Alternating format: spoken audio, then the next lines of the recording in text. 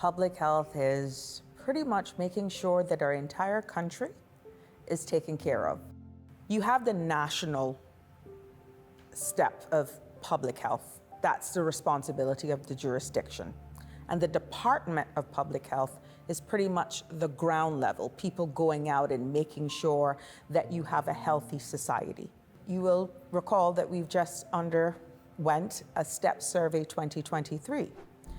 As the Minister of Health and Wellness, we needed to understand and to pretty much gauge what the health status of our nation was. This is almost 12 years overdue based on stats. We found that it was very important to get an epidemiologist on board so that when we collect this data, we would know how to analyze it. We had to have a measuring tool in order to know what direction we're going in. And that is why the STEP survey was definitely something that the ministry, under the support of my colleagues, was important to us. That is able to help us track non-communicable diseases, diabetes. We're looking at cancer rates. We're looking at hypertension, high cholesterol. Those are all long-term impacting diseases that can affect the bottom line and the quality of our life here in the Cayman Islands.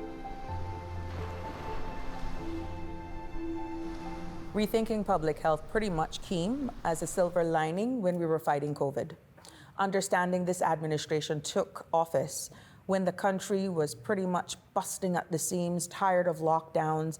And when we look at, in the height of COVID here in the Cayman Islands, we looked at how the construct worked, how we were able as a government to make regulations that was then spearheaded and actioned by our public health. That was when we realized we need to rethink this. We need to look at nationally at what public health is. Look at how it is constructed now, rethinking it of where we want to go, how the chain of command even works, and right now how it's situated under a competing health service provider. There's so much things that we are working on right now that I've been asked to prioritize my priorities list. I said, well, how does that work? Everything is a priority. We are currently active in definitely bringing the Pharmacy Act over the finish line. That's a piece of legislation that was hungry, yelling for review goes back to 1979. Amazing the feedback that we've gotten from industry stakeholders, long overdue, and they're happy to see it. We're also in the process of looking at the Public Health Act and regulation. Again, that makes sense, ties in with the separation of public health. There's no sense of doing the operational arm without the legislation to actually back it.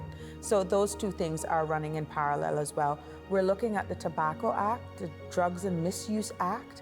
So there's about 5 or 6 pieces of legislation that the ministry as a whole is looking at right now where laws are concerned. When you look at health and wellness, we didn't just add wellness onto the ministry's title. Wanted to look at wellness and health at 360. Mental health is quality of life. Distress factors, people who are battling with it in silence, and we have different levels of mental illness. That ties in to public health. For those people who believe in staying home and trying to self-medicate because they may not have sufficient funds to go to the doctor, they don't want to go to the doctor because they don't have health insurance, that's where your public health fills that gap. And if we don't know what's going on out there, how are we doing our people justice with making sure that we have a healthy society? Making sure that we're not catching cancers at its end stage. It's all under one umbrella, and it is a part of what public health is to our country. And then, of course, we're trying to definitely open the Ponciana Residential Mental Health Facility. We have since recruited the director, who has been very instrumental in visiting our patients over in Jamaica. We have had a number of long-term residents over there receiving care, and she has hit the pavement running, and I'm excited to see what's gonna come from this once we actually have given possession of the actual facility, because the project is one thing. We have to be given the facility. Ministry of Health doesn't have the facility as yet. So that great day of opening an operation hinges on when the facility is officially handed over to the ministry. So I'm just as eager as as many other persons on this island to not only get our people home, but to definitely get this well-needed facility up, running, and in the possession of the Ministry of Health, understanding it will be a separate department that is then overseen by the Ministry of Health. We continue to modernize the equipment of the DEH. The Wheeler Bin project, where your garbage is not placed at your roadside until the night before collection. After it's collected, then you take your Wheeler Bin into your yard, so that when you look down a road, you're not seeing the thank you plastic bags where, you know, your feral cats and your chickens can get at it. So that's what we're looking at a department level. From the ministry level, we are actively engaging the recruitment of our chief nursing officer, so that nurses are also represented at a national level.